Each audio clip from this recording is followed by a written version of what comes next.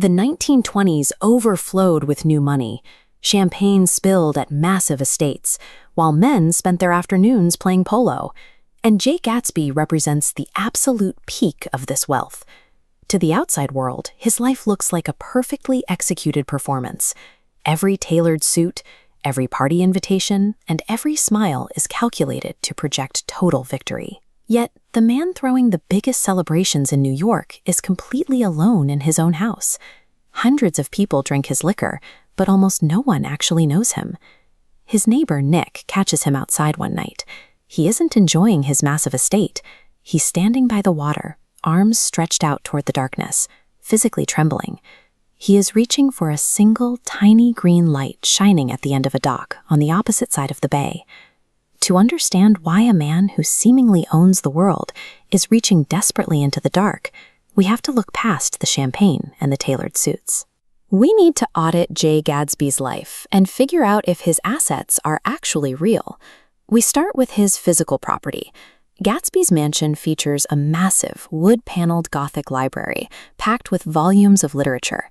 A room like this exists to project a very specific image.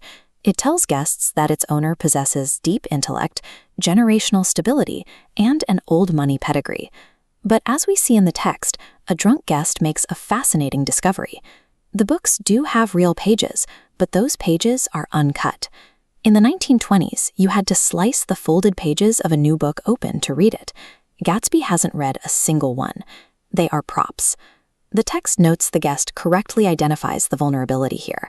The entire room is a carefully constructed set piece. Pull out one brick, and the whole illusion threatens to collapse. His physical wealth looks authentic, but it holds zero substance. It's an expensive facade built solely for display.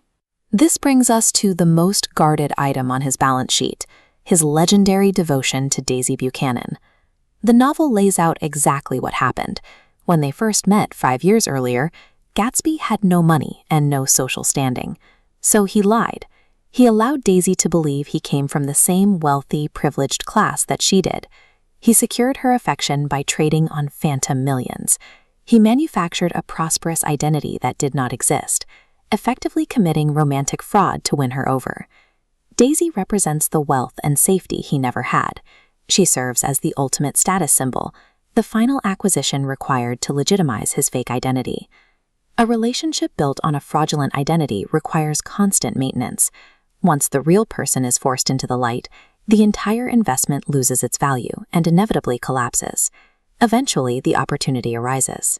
Gatsby brings Daisy to his mansion, finally standing face to face with the woman he has spent 5 years trying to win back. The moment he actually achieves his goal, the magic begins to fade.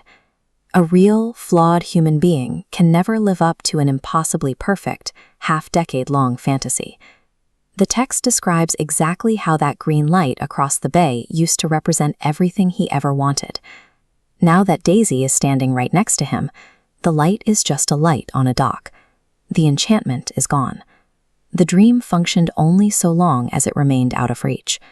Standing next to her, Gatsby realizes that the longing was the only thing giving his life a sense of value. When Gatsby is killed, the magnificent world he built instantly evaporates. Without his constant performance keeping the illusion alive, the entire structure blows away. The book spells out the extent of his social bankruptcy at his funeral. The hundreds of people who drank his liquor vanish. Only Nick and the man from the library bother to show up. This total collapse exposes the fragile mechanics of the American dream itself. The final page describes our belief that if we run a little faster, we can eventually grasp a perfect future. The iconic final line reveals the tragic irony. We are exhausting ourselves trying to recreate an idealized version of the past. Every asset Gatsby acquired was a tool designed to perform one specific task, returning to a moment 5 years in the past. But as the audit shows, no amount of counterfeit wealth can reverse the clock.